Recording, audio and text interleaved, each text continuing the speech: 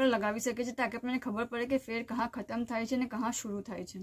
હવે આપણને આને સ્પાઇરલમાં જવાનું છે, મીન્સ સેકન્ડ ફેર બી આપણે same way just half double crochet લઈને કન્ટિન્યુ કરતા જશું.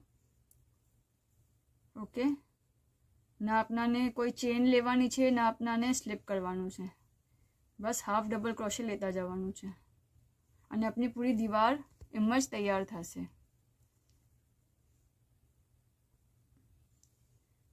15 to 20 ફેર આપણાને કરવાને જોશે રાઉન્ડ્સ.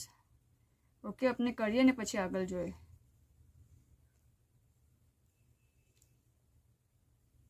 यहाँ आप चाहो तो સ્ટાર્ટિંગમાં એક સ્ટિચ માર્કર લગાવી શકો છો, ત્યારે ખબર પડે કે કहाँ આપનો રાઉન્ડ એન્ડ થાય છે.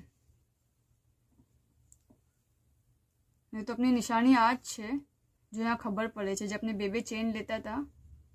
ઓકે, નીચેની સાઈડ જોઈને આપણે એમ ધ્યાનમાં રાખી શકીએ છીએ. यहाँ બેસ્ટ છે, અગર આપને ના સમજમાં આવે આપ સ્ટિચ માર્કર લગાવી દો. સેમ વે આપણે કન્ટિન્યુ કરતા જઈશું, હાફ ડબલ ક્રોશે લેતા જઈશું. ઓકે,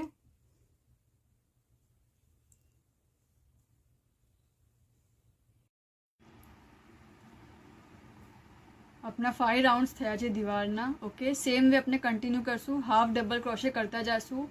ઓકે, આપણાને હર રાઉન્ડમાં આપણાને એન્ડ નથી કરવાનું, ના આપણાને ચેન્સ લેવાની છે ના સ્લીપ સ્ટિચ લેવાની છે. સ્પાઇરલમાં આપણે જતા જઈશું અને આપણી દીવાર ઊભી થતી જશે. ઓકે, સેમ વે આપણે કન્ટિન્યુ કરશું.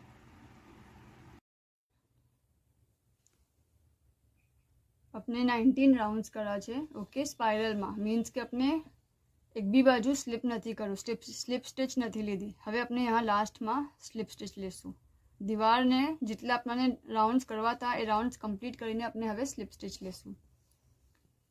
હવે આપણે 2 ચેન લેશું, 1 અને 2.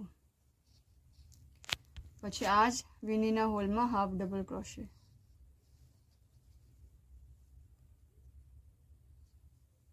ટુ ચેન, 1 અને 2. 2 હોલ્સ છોડશું, 2 વીની સ્કીપ કરશું, 1 અને 2. થર્ડ ચેનના હોલમાં હાફ ડબલ ક્રોશે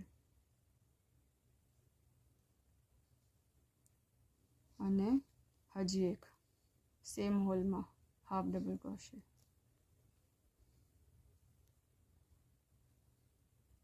જો ફરીથી આ આપનું જે ડ્રો સ્ટ્રિંગ છે એના માટે આપણે બનાવી રહ્યા છે.